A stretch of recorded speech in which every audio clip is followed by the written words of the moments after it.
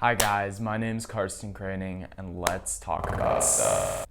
So today we have gotten on to the final part of the fashion and punk series, and we're going to be talking about number 9 by Takahiro Miyashita, as well as the Soloist. To start today's episode, we have to talk about punk rock itself as a genre. So as I explained in the first episode, after the first big wave of punk rock, we had a lot of different subgenres, and punk rock broke apart into hardcore, and post-punk, and all types of just different versions of punk rock. And so a little bit of history, there was a hardcore band from LA at the time in the early 1980s called Black Flag. And that band is important, as you'll see, not for their actual musical abilities to say, even though they were amazing, and I'm a big Black Flag fan. A little bit of a tongue twister there. But they're well renowned for their business ethics and constant touring. One of the things you'll hear about Black Flag is that they toured all across the United States all the time.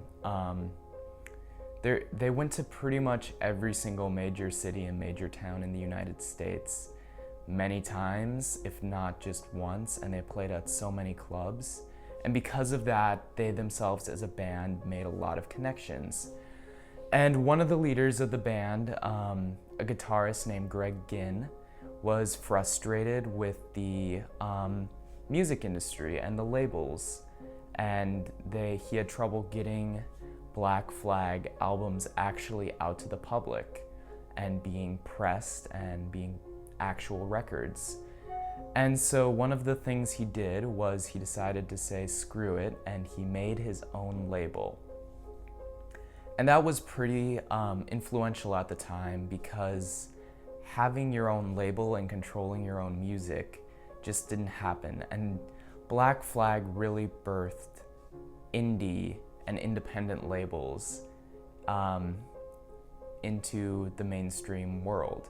And because of that jumpstart to start their own label, they ended up exposing a lot of people to a lot of different music that you wouldn't normally hear, because labels wanted to have a very controlled sound going out of it.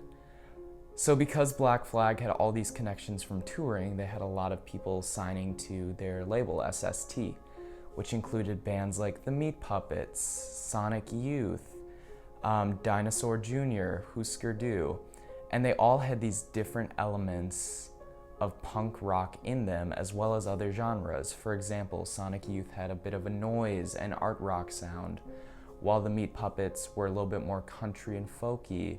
And then, of course, Husker Du had these elements of pop and catchy melodies to them. And because they were able to have a platform through Black Flag and SST, they were able to tour all over the place and spread these different sounds all over the country. And it really helped progress punk rock as a genre. Now it gets a little tricky here, because true punk rock purists don't believe that all these bands I just mentioned were punk rock, even though they had punk roots, because their music differed. For example, Husker Du, because they had different song structures and catchy melodies, a lot of people like to consider them alternative, which is valid, as they are an alternative band, but any independent and alternative bands really come out of Black Flag and have punk rock roots. And so because of all this spread of different music, it eventually got to the Seattle area, where they decided to combine a lot of punk rock with metal. The SST records and the bands that were under them were really huge to that scene. And those kind of punk bands that were mixing all these other genres with punk, and they were labeling it alternative, became something known as grunge music. And grunge, while a lot of people like to call it alternative, which it is very much punk music. It's just a different subgenre of punk. And so you're probably wondering, Karsten, why are you explaining to me all this crap? Well, because when it comes to Number 9 and Takahiro's work, he doesn't like to reference a lot of pure punk bands such as the Sex Pistols, the Ramones, and stuff like that very often. He often gets into that territory of those post-punk bands that influenced grunge music and created it. And so I have to be clear that I understand that grunge truly isn't pure punk music, but it came from it, and it is so linked with punk music that just for the sake of this episode, I'm going to refer to grunge as it is in the punk genre. So grunge, as you know, was birthed from these bands. Because I'm from Minneapolis, I'm gonna say Husker Du was the biggest influence, and I'm biased, and I can say that because I have a platform, and you can't fight me in the comments. But grunge also featured a lot of elements that are extremely similar to punk music, as they both had their own kind of culture around them, as people dressed in a certain way, which was grunge. It had that DIY attitude of just kind of ripped and very repurposed clothing, as well as having very abrasive, loud, and often fast music. And grunge, of course, became a huge trend in fashion, mainly in part thanks to Marc Jacobs' 1993 collection for Perry Ellis, which took a lot of the grunge fashion and brought it into the mainstream and into high fashion and into all that and just mixed it around. And then that was the point where grunge became like a staple of fashion. And fun fact about Marc Jacobs, when he was working on that grunge collection, one of the most important and influential bands on grunge music, Sonic Youth, came into New York, into his studio where he was working on the collection, and asked them if they could film a music video there. And Marc Jacobs had no idea who they were, but the music video still turned out great, and that music video was Sugarcane. And the music video features like all the models getting fitted for Marc Jacobs' collection. And then also Chloe Sevig is there, which is great, but she's stripped naked. We all love that, I guess. With Takahiro Miyashita's Number 9 and the Soloist, especially for Number 9, the grunge sound and scene is very much the zeitgeist of the brand spirit of Number 9. Takahiro has stated in interviews that he felt like Number 9 was his Nirvana and that he was the Kurt Cobain of the Number 9 brand. And it's because when Takahiro was younger, he went to visit the Pacific Northwest during those times. While he was there, he became very inspired by the fashion, as well as not just grunge, but Americana in general. One of the things that Number 9 is heavily associated with is just Americana and this take on American culture from a Japanese point of view. One of the things that Takahiro loves the most about Americana and American culture is the music. That is the thing that really inspires him with American culture, and you can see that in many of his graphic tees are legitimately just band logos or iconic band imagery on t-shirts, with very minute details changed in their logo, as well as the name of the brand Number 9 came from the Beatles song Revolution Number 9. So with Number 9, because music is such a big part of it, I'm just gonna do a little rapid fire to talk about some of the bands he referenced on some t-shirts. And one of the reasons I'm doing this little bit here before going into the actual collections is because there's a problem with these older archive brands, is that some of the footage from the runway shows were not well documented, so you can't find all the references. But we have the pieces on secondhand stores like Grailed or Vestaire that you can see, but you can't actually find the reference pictures and the original things. And this is something I ran into with Undercover, so let's just go into the rapid fire of the brands. We have television, Richard Hell, Kurt Cobain, Nirvana, Kurt Cobain, Beatles, Joy Division, the Rolling Stones, the Stone Roses, the Sex Pistols, the Dead Kennedys, Patti Smith, David Bowie, Jeff Buckley, and many, many, many more. A little word on the Jeff Buckley tee. I know that got hyped and became a really big thing because Ian Connor wore it or something. The actual music of Jeff Buckley, if you're not into all this punk stuff that I've been talking about, go look it up because his music is really beautiful and really anyone can get into it. It's kind of poppy, but it's also amazing because Jeff Buckley has one of the most heavenly voices of all time. Grace is an amazing album. Go check out Jeff Buckley. So let's get on to some more notable collections. Let's start with Spring Summer '01. His fourth runway collection, it was titled Time Migration. In this collection, we see a lot of skulls, a lot of skull prints. It's a very big motif with number 9 is skulls, and it kind of brings in that dark kind of punk imagery, as skulls have always been a big part of punk album artwork. Think of the Misfits, as well as other bands just using skulls to be provocative. It also has a lot of purposely kind of destroyed and baggy looking garments, which are a staple of grunge, as that style first comes from when grunge musicians like Kurt Cobain were just starting out. They often had to wear baggier, not fitting, kind of ripped up and torn clothing. They would just go to a thrift shop. It was easy for them.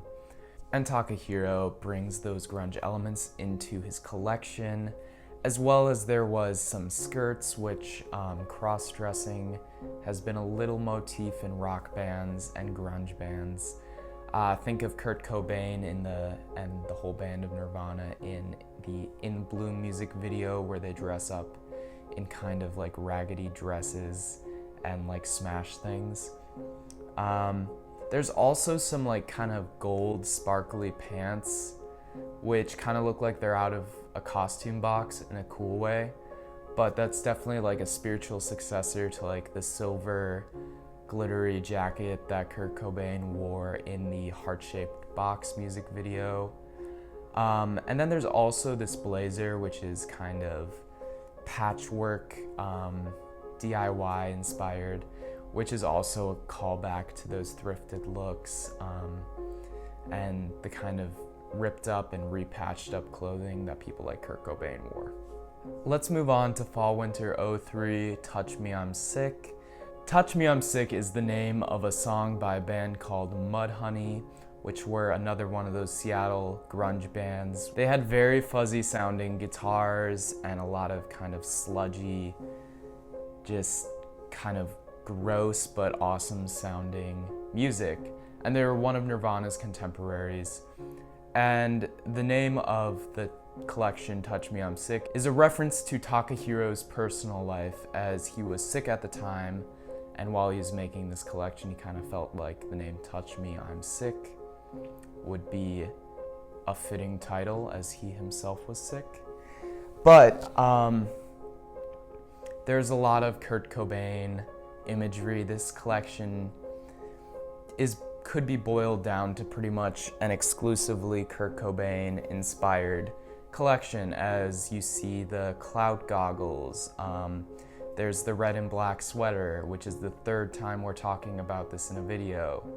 There are these pajamas that Kurt Cobain would kind of wear around, and Takahiro does a similar thing where he has the models wear these kind of pajama looking garments. There's just a lot of elements to this collection which resemble actual items in Kurt Cobain's wardrobe. And this just goes on to prove the point that number 9, besides being an amazing and absolutely amazing Americana brand, was so heavily inspired by Nirvana and Kurt Cobain.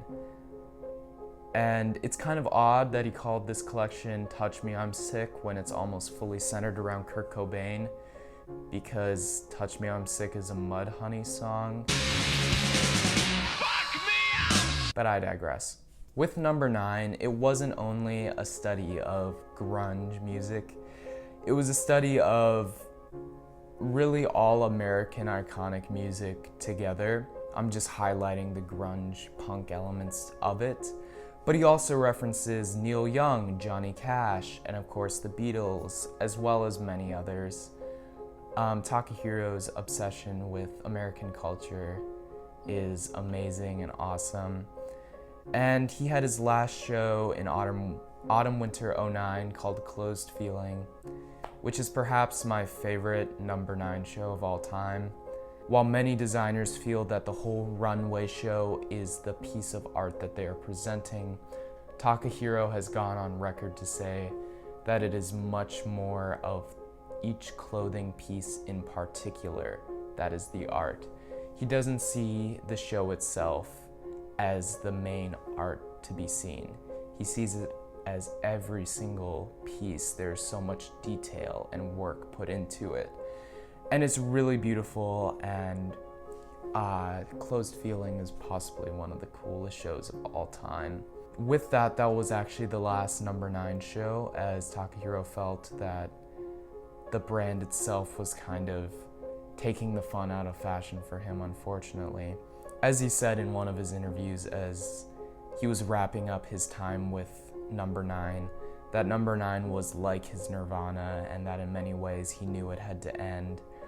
And from that, though, he kind of birthed his own brand later, which would be the Soloist, which I guess if number 9 is Nirvana, that makes the Soloist the Foo Fighters. The Soloist takes a much different approach than number 9 did. The designs and the clothes are much more avant-garde and creative, and it's a fuller exploration of imagination and what the mind can create than number 9 was of just exploring grunge culture and Americana, while the Soloist took on fashion as a whole. It's a much more mature way of handling a brand, I think, and being creative. And you can really see Takahiro's evolution as a designer as it goes into so many different facets of the mind and what his imagination can produce in such cool ways. But something that remains the same with Takahiro's work at the Soloist as it did in number 9, it is still heavily inspired by music. And you can see that in spring 2016 as he explored Liam Gallagher and the band Oasis, and with spring 2017 where he explored David Bowie, and particularly his persona Ziggy Stardust. Ziggy Stardust came off of a concept album that David Bowie did about a character that he played called Ziggy Stardust, and this spring 2017 collection is a reflection of the character Ziggy Stardust's actual evolution in the album. So with the collection, you can see, if you look at it, that the clothes evolve in a way and the style changes and grows very much as the character Ziggy did in the album. It's very interesting to see Takahiro's work progress and become more complex yet more beautiful. And part of his progression and maturing as a designer is looking back with self-reflection and seeing his old collections and who he used to be. And with spring 2019, that's why I think this is a particularly interesting collection, is where it was heavily influenced by grunge again, but in a very different way. Whereas in number 9, he would take the personal styles of Kurt Cobain and others in grunge and integrate that into his own collection. With spring 2019, he reinterpreted grunge for the Soloist, and what he did is he worked with photographer Charles Peterson, who was a huge photographer for the grunge scene in Seattle in the 90s, and took all these iconic and amazing shots. And so with this collection, instead of taking the personal style of those figures, he really put the images of those figures on the clothes in almost in a memoriam way, which is kind of symbolic as Kurt Cobain, of course, passed away back in the 90s. And I feel like this is a really cool defining moment for Takahiro, as he's no longer like dressing up and taking the style of grunge culture, but instead taking the imagery and the spirit of grunge culture and putting it on the clothes in a more creative way, and really showing that he loves that culture and how much of an important role it played for him in his life, but realizing who he is as himself and the clothes he wants to make instead of the clothes that those he idolizes. And just the whole idea of being able to take your influences and other people's arts and their stories and bringing it and integrating it into your own is what really made me want to do this series in the first place, is that I saw all these designers referencing music and bringing it in and interpreting it in their own way. And that's just really fascinating to me. And one of the reasons I love these brands that I highlighted, as punk music has always been something that I've loved personally, and seeing their own love for it really excites me and makes me love those clothes and those collections even more. And with that, we're gonna wrap up this series. My Instagram is Meme Saint Laurent, and my other Instagram is Karsten Craning. Please like, subscribe if you learned anything, thought this was cool. Appreciate the support that you guys have had.